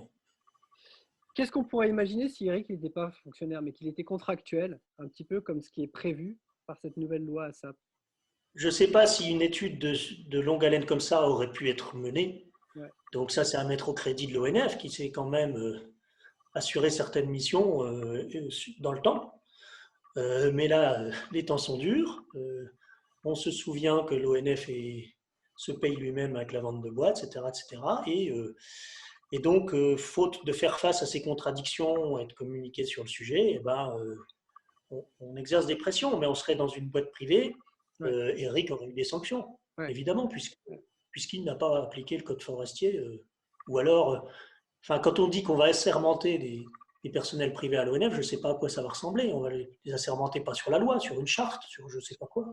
On va y venir après sur la question de l'assermentation. Juste avant d'aller justement sur ce point-là, je voulais te faire réagir, Fred, sur une question, parce qu'il y a pas mal de questions sur le Facebook Live ouais, mais alors qu'est-ce qu'il faut faire? Est-ce qu'il faut acheter des forêts? Est-ce qu'il faut comment on s'occupe d'une forêt? Qu'est-ce que c'est que la gestion forestière? Et une des idées contre lesquelles on se bagarre un petit peu, c'est toujours d'expliquer, nous, que dans une forêt bien gérée, on n'a pas besoin de planter des arbres. Quand il faut planter des arbres, c'est que soit on a fait n'importe quoi, soit effectivement on en parlera dans le cadre un petit peu de l'adaptation au changement climatique. Mais voilà, est-ce que tu peux nous commenter justement cette photo et nous expliquer un peu, voilà, qu'est-ce que les gens sont en train de faire là? Alors, effectivement, on plante quand on sait planter. Ouais. Normalement, ce qu'on recherche à tout point de vue, c'est la régénération naturelle des forêts. Pourquoi? Parce que là, vous voyez des chênes, hein, le tronc un peu clair sur la droite, c'est un chêne. Le chêne, il fait naturellement des glands. Les glands, ils tombent au sol, ils germent, ils donnent de petits chênes. Donc, on ne va pas aller planter des chênes s'il y en a déjà. C'est le cas dans cette tâche de végétation où mon ordinateur m'inquiète un peu, mais on va dire que ça va tenir. On va faire avec, t'inquiète pas. Dans cette tâche de régénération, il y a 2 ouvriers qui travaillent avec une débroussailleuse et qui donc font de la place autour des semis de chêne pour qu'ils se développent mieux. On pourrait considérer à la limite, puisque je vous ai dit que les arbres faisaient des graines et donc des jeunes pousses, qu'il n'y a rien du tout à faire. Dans certains cas, il y a très peu à faire. Ce qu'on va doser ici, c'est un maximum de diversité. C'est-à-dire que la forêt, naturellement, elle va passer par des grands cycles. Par exemple, ici, si on a du chêne et du hêtre, il pourrait y avoir envahissement complet par le hêtre, et on pourrait n'avoir sur cette forêt que du hêtre pendant 50, 100 ans. Puis après, des arbres tomberaient en plus grand nombre, et puis il y aurait des pionniers comme le bouleau, et puis on serait reparti sur un cycle de chênes, et puis des érables, et puis des hêtres, etc. À l'échelle du paysage, on aurait la diversité. Ce qu'on cherche en faisant ces travaux-là, c'est d'avoir une diversité plus grande sur toutes les parcelles, parce qu'on a finalement un espace naturel qui est assez petit. Donc ici, on fait des travaux non pas pour le renouvellement de la forêt, qui se fait naturellement, mais pour doser ce renouvellement et avoir de la diversité. Merci Frédéric là-dessus. Et tu vois, quand je vois cette photo, moi je la trouve magnifique, mais je pense qu'il y a plein de sociétés privées ou d'associations qui se sont lancées sur le marché de la plantation d'arbres et qui ne savent pas quoi faire de ça. Qu'est-ce qu'on raconte comme histoire? C'est beaucoup plus symbolique de faire une belle photo où on va planter un arbre et on va pouvoir communiquer dessus, on va pouvoir vendre le carbone que l'arbre est censé planter. Et j'aimerais bien t'entendre là-dessus, Suzy, puisque tu me disais en préparant un petit peu le Facebook Live, que toi, tu te questionnais vraiment sur ces pratiques-là, sur la nécessité de renouveler les forêts françaises, encore une fois, par régénération naturelle ou par plantation quand il y a besoin, mais qu'en fait, si on coupe les moyens à l'ONF, on donne le seul financement disponible, c'est justement ces entreprises qui n'ont qu'une seule envie, c'est de communiquer, et parfois, la communication, ça ne colle pas bien avec ce qu'il faut faire en forêt. Tu peux nous expliquer un peu ça? Oui, alors donc Frédéric l'a expliqué, même en régénération naturelle, on va avoir quand même des coûts d'intervention. Et aussi, il y a certains cas où on va être obligé de planter après des situations d'attaque de scolytes, par exemple. Je ne sais plus qui en parlait tout à l'heure. Ouais. C'est-à-dire quand la forêt est dépérie, c'est ce qui s'est passé beaucoup dans les plantations d'épicéas, qui étaient plantées à des endroits où ce n'était pas adapté. Et du coup, pouf, dès qu'il y a eu un peu de chaleur, on savait que ça allait mourir. Là, ça a fortement dépéri, quoi. Donc, qu'est-ce qu'on fait dans ces cas-là? Oui, là, parce qu'on hérite quand même de forêts qui sont parfois monospécifiques. Ouais. Des forêts d'épicéas monospécifiques, il faut faire avec. Quand le scolyte arrive là-dedans, en temps normal, les scolytes, ça ne devrait pas être une catastrophe. Mais comme on a ces forêts-là, les scolytes dans ces forêts-là, ça crée des dépérissements massifs. Et donc, derrière, on a le rôle d'intervenir et peut-être de planter d'autres essences ou au moins de favoriser la régénération naturelle qui pourrait arriver. Ouais. Et là, en fait, l'État se désengage sur ce rôle de régénération. C'est-à-dire que ça serait à lui, en tant que propriétaire des forêts domaniales, de donner à l'ONF les moyens financiers pour assurer le renouvellement de la forêt. On va avoir de plus en plus le cas. Il y a les scolytes, mais il y a aussi du dépérissement. On a vu sur Compiègne. Chez nous, en Auvergne, il y a du sapin qui souffre aussi. Donc, on va avoir besoin de moyens financiers pour assurer le renouvellement de la forêt. Et donc là, l'État a annoncé qu'il ne fournirait pas ces moyens à l'ONF. Et donc, l'ONF se tourne vers du mécénat privé. Et donc, par exemple, vous allez sur Internet pour voir comment compenser vos émissions de carbone. Voilà, on nous parle d'Ecosia, justement, Suzy. Comment? Sur Facebook Live, les gens nous disent Ecosia, c'est génial, on plante des arbres pour compenser nos émissions. Alors, les plantations gigoses. Je ne citerai personne, moi je pensais à autre chose, mais voilà, on arrive sur un site, on propose de compenser nos émissions. Reforestation peut-être, tu penses? Il faut savoir que une partie de cet argent peut aller sur ces demandes de l'ONF de moyens financiers. Ouais. Donc là, c'est typiquement un domaine où c'est l'État qui n'assure pas du tout son rôle. Et quel problème ça pose concrètement du coup quand c'est financé par des entreprises ou des mécènes? Est-ce que ça colle? Enfin voilà, Est-ce que ça colle parfois toujours à ce qu'il faudrait faire ou à vos besoins? Est-ce que ça déforme la façon dont le renouvellement de la forêt peut être fait? Ça ne déforme pas forcément, mais en tout cas, ça nous rend tributaires des sociétés privées. En plus, je pense que les personnes qui donnent de l'argent, par exemple, je ne sais pas, Ecosia, je ne connais pas suffisamment, mais qui donnent de l'argent dans ce cadre-là, en général, ils souhaitent que cet argent soit utilisé pour faire peut-être des puits de carbone, voilà, mais pas pour renouveler de la forêt. C'est des forêts qui étaient déjà là auparavant et qu'on se doit de toute manière de renouveler. C'est notre rôle à nous et on n'a pas à faire appel à des mécènes privés pour ça. Le risque, c'est du coup peut-être de planter des arbres qui poussent plus vite pour stocker plus de carbone. Ça peut. Ouais.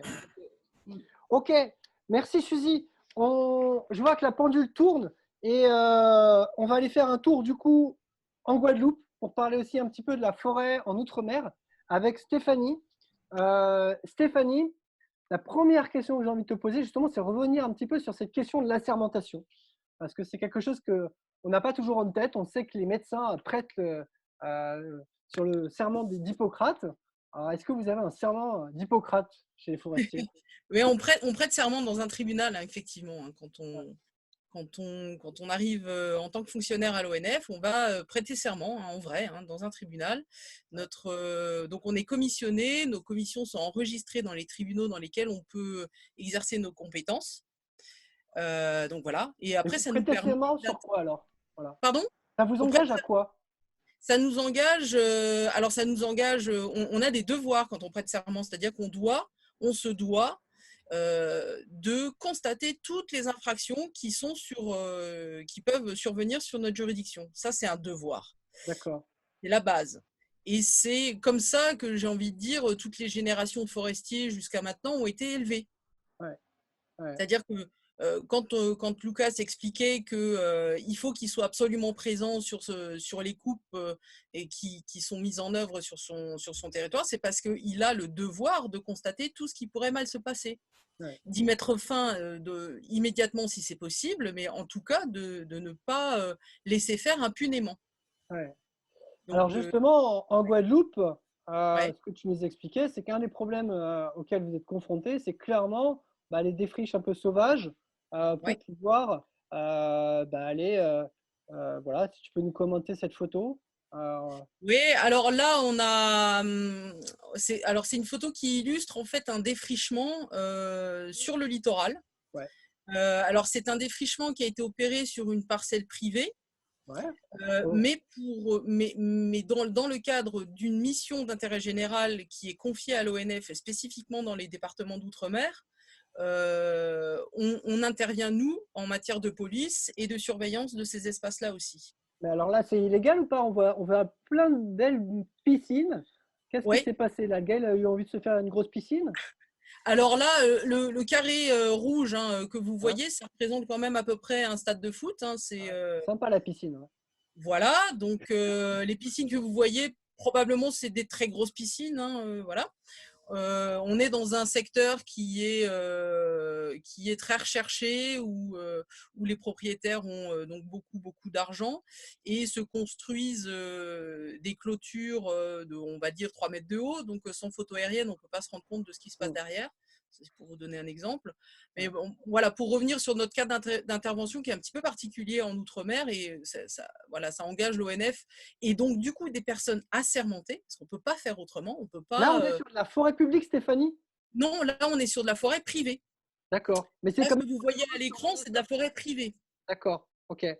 Mais c'est une spécificité de l'ONF dans les Outre-mer. D'accord, ok. C'est intégré dans une mission d'intérêt général où, en fait, en métropole, cette surveillance du défrichement, c'est opéré par les DDT, par les DAF, vous préférez. Mais on est bien d'accord que c'est illégal. Oui, tout à fait. C'est-à-dire que le défrichement est soumis à autorisation. Ouais. Voilà. D'accord. Et sur cette photo, alors là, c'est pas une piscine? Qu'est-ce qui est… Non, sur cette photo, c'est une carrière pour entraîner des chevaux. Et là, par contre, on n'est pas du tout sur une parcelle privée, on est vraiment sur une parcelle publique. Encore plus. qui, pour le coup, appartient au Conservatoire du littoral. Ce que vous voyez à droite de la photo, c'est bien la mer. Hein. Et là, de la même manière, le propriétaire qui a la maison juste à côté s'est dit, bah tiens, moi je vais profiter, j'ai envie d'avoir un accès à la mer, j'ai envie d'avoir des chevaux près de chez moi. Bon, bah ça, c'est un espace qui ressemble à rien, je vais l'occuper. Bien sûr. Voilà. Et là, dans ce cas-là, qu'est-ce que Oui. tu fais? Quelle est votre fonction à l'ONF? Qu'est-ce que vous allez faire quand vous savez? Eh bien là, dans le cadre toujours d'une mission d'intérêt général qu'on a avec le Conservatoire du littoral pour le coup, on exerce, nous, une surveillance. Ouais. On est des personnels assermentés, donc on a constaté cette occupation, on a rempli l'intégralité des procédures, c'est allé devant le tribunal et la personne a été condamnée à retirer tous ses équipements Ah et à ouais, remettre en état. d'accord. Ouais, Et tout à qu'est-ce fait. qui serait passé si tu n'étais pas fonctionnaire, mais que tu étais contractuel? Est-ce que tu pourrais faire ça aussi, et aussi facilement? Alors, pas aussi facilement, parce qu'en étant contractuel, je pourrais peut-être bénéficier d'une forme légère d'assermentation. Alors, code forestier, code de l'environnement, je ne sais pas trop. Mais en tout cas, je serais beaucoup plus soumis aux pressions, à la fois de ma hiérarchie, mais aussi peut-être d'élus. Parce que là, autant vous dire, hein, vu les surfaces, c'est un dossier que je connais particulièrement, on a affaire quand même à des gens qui ont le bras long, comme on dit. Donc, on peut, quand on n'est pas fonctionnaire de l'État assermenté, on peut malheureusement être soumis à des pressions politiques. Ouais, tout à fait, ouais. Voilà. Pour finir, Stéphanie, au-delà de la bataille, justement, j'espère que tout le monde a bien compris ça pendant ce Facebook-là, et en tout cas, c'était notre intention, c'est que c'est pas un statut qu'on défend, c'est une certaine vision de la forêt comme bien commun, quoi. Et est-ce que tu peux nous dire un mot là-dessus, justement, ce que ça fait vibrer en toi et ce que ça veut dire et pourquoi tu as envie de te battre là-dessus, toi? Ah oui, moi j'ai clairement envie de me battre là-dessus parce que comme je le disais dans ma présentation, moi je considère que la gestion forestière permet justement de confronter tous les usages et de trouver le compromis sur ces usages-là. Il n'y a pas de raison de détruire une forêt pour récupérer du bois d'œuvre. Ouais. C'est pas obligatoire, c'est pas une fatalité. On l'a dit et Frédéric l'a répété, l'ONF gère à peine 25% de la forêt française. Or, l'ONF fournit 40% du volume de bois d'œuvre. Ouais. C'est déséquilibré dès le départ. Pourquoi il n'y a pas une mobilisation plus sur la forêt privée pour qu'il y ait un équilibre de ce côté-là et qu'on ne soit pas confronté à ces injonctions paradoxales? Parce que certes, la filière bois française, c'est plus de 400 000 emplois, ça a du sens. Moi, j'ai toujours été convaincue que gérer durablement une forêt, promouvoir l'utilisation du bois dans la vie quotidienne, pour moi, ça devait être un levier fort pour justement accroître la surface forestière française, permettre d'avoir une gestion qui soit la plus exemplaire possible, parce que ce qu'on n'a peut-être pas dit, mais que moi je vais dire ici, aux Antilles et en Guadeloupe, on est confronté à des problèmes d'approvisionnement en eau potable. Tous les captages d'eau sont situés en forêt domaniale. Ouais. Tous. L'eau potable qu'on a tous dans notre robinet, si on n'a pas une forêt au-dessus, si on n'a pas une forêt gérée normalement, durablement, où on fait attention à ses sols, où on fait attention à sa biodiversité, eh bien, on n'en aura plus. Ouais. Et ça, c'est un enjeu qui, pour moi, dépasse tout, parce que c'est quelque chose qu'on vit, nous, ici, au quotidien, avec des coupures d'eau incessantes, enfin, voilà, des problèmes qu'on ne connaît presque plus en métropole, mais qui existent encore outre-mer.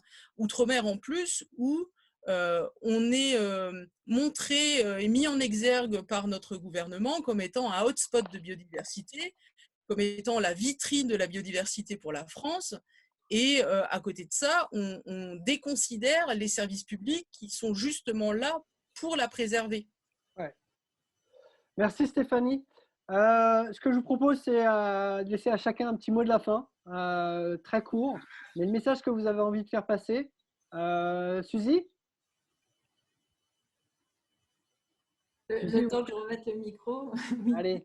On a vu des exemples d'exploitation forestière qui ont massacré la forêt. Et c'est vraiment important parce qu'on l'abîme durablement quand on tasse les sols, quand on détruit des populations de sonneurs à ventre jaune.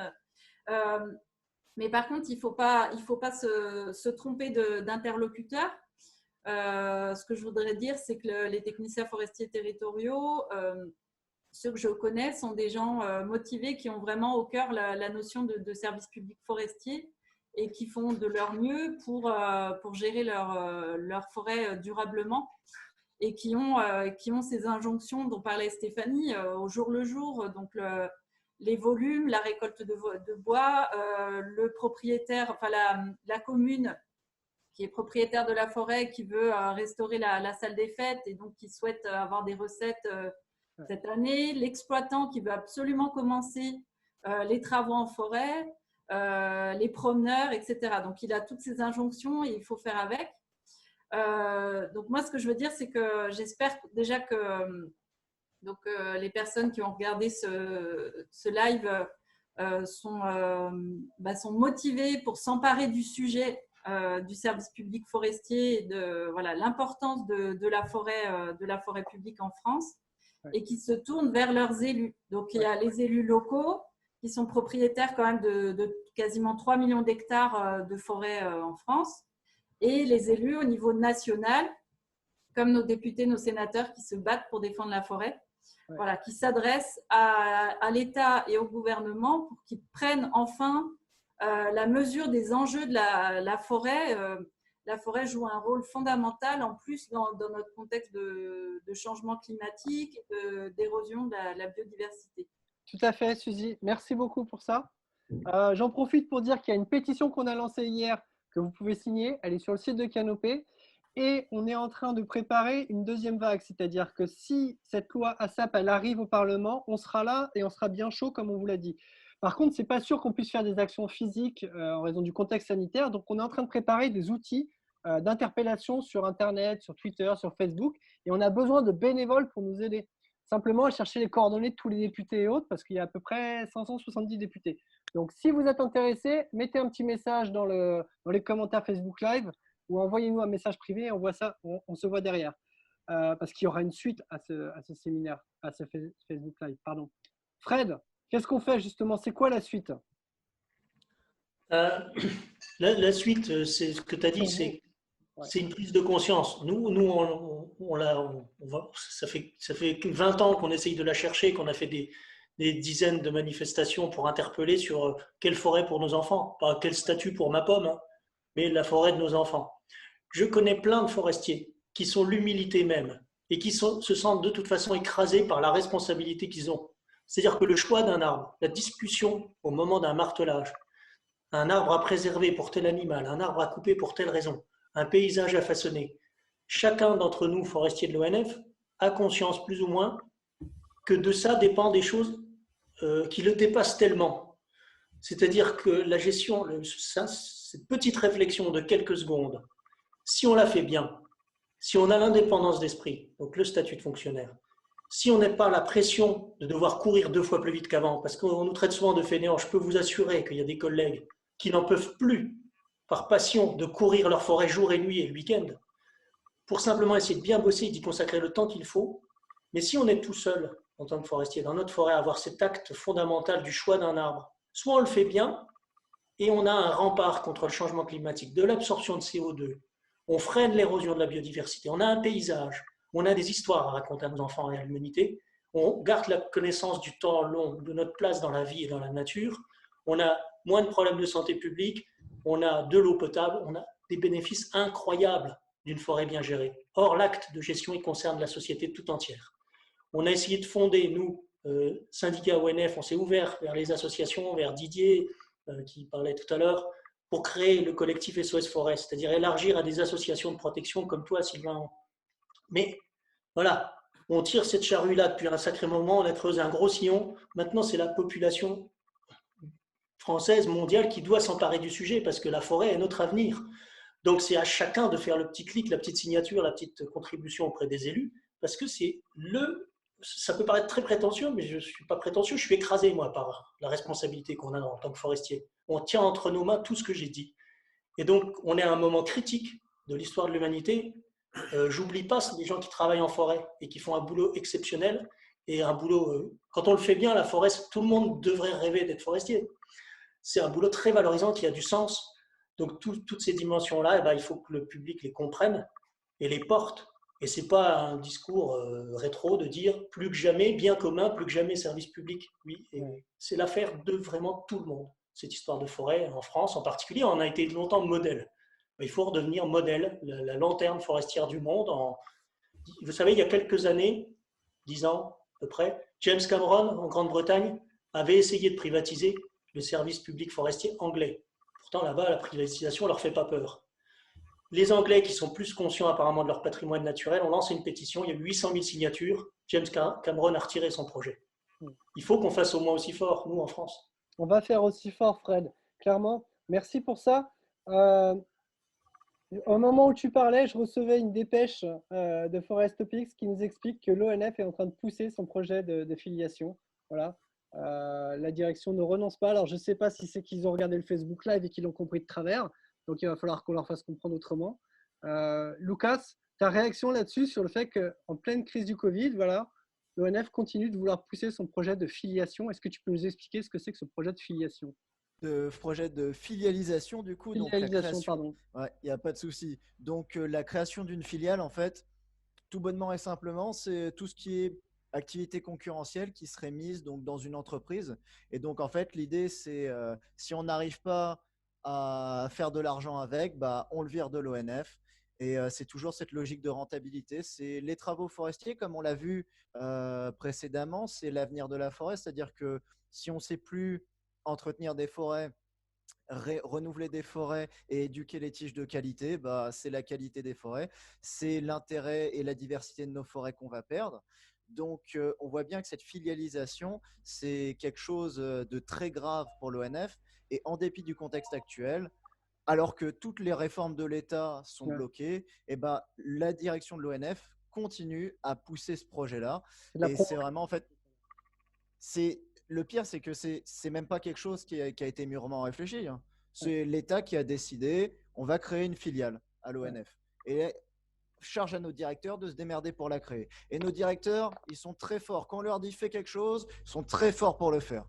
Là, on leur dit depuis 20 ans de couler l'ONF, ils ont réussi, 400 millions de déficit. Donc, vous inquiétez pas, ils vont sabrer nos compétences travaux et derrière, ça sera la gestion. Et si je peux donner un petit mot de la fin sur notre intervention, comme le disait Fred, nous, on est vraiment le métier de forestier, c'est un métier pour personnes passionnées. Faut s'intéresser à la forêt dans sa globalité. Et malheureusement, en fait, on est en train de perdre ça. En fait, on perd le sens de notre métier. Et quand on perd le sens du métier de forestier, on a des suicides, comme on a pu voir. On a des jeunes forestiers qui n'en ont plus rien à faire de la globalité de la forêt, c'est-à-dire de l'environnement, tout ça qui deviennent des productivistes. On a des forestiers qui laissent totalement tomber. On a beaucoup de reconversions professionnelles en ce moment à l'ONF. Et ce n'est pas seulement un cas de la forêt publique, c'est aussi un cas de la forêt privée. Et demain, si on a envie d'avoir une forêt sur le territoire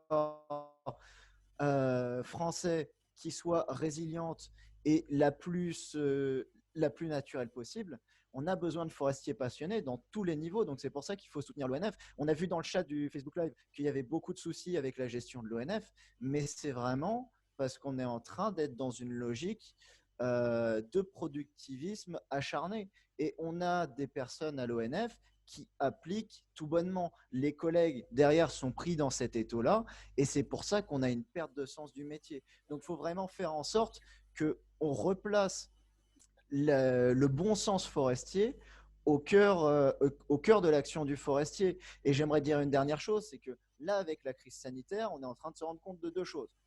De une, on a flingué notre hôpital public et on est dans la merde. Et de deux, on s'est rendu compte qu'en détruisant des écosystèmes, on avait plus de facilité à déclarer des épidémies et des pandémies. Et on est en train de réfléchir, tout le monde est en train de réfléchir à ces histoires de crise sanitaire. Donc, je pense que c'est le bon moment en France pour essayer de rebondir là-dessus et justement de repartir sur de bons pieds et d'avoir une forêt qui nous permettra de surmonter la crise climatique à venir et de ne pas reconnaître des pandémies comme on peut connaître actuellement. Voilà. Voilà. Merci à tous. En tout cas, on sent bien qu'il y a un fort attachement à la question des services publics. On voit avec ce qu'on vit aujourd'hui et la forêt nous parle de ça. On est vraiment avec vous. Je crois que c'était vraiment le but de ce webinaire aussi, c'est que vous compreniez bien qu'il y a des fois, les citoyens, les associations sont en colère, peuvent être critiques vis-à-vis de l'ONF, mais qu'on est nombreux à faire la part des choses entre ce qui relève de pression de la direction et puis tout simplement des hommes, des femmes telles qu'elles sont. On sera ensemble pour la suite. On vous tient au courant. Regardez bien, faites tourner la pétition. Et puis surtout, on surveille ce qui se passe au Parlement. S'il y en a qui ont envie encore de donner un peu de temps pour nous aider à chercher les coordonnées des députés, mettez-le dans les commentaires. Et puis, écoutez, merci à tous, merci à toutes, et à la prochaine fois.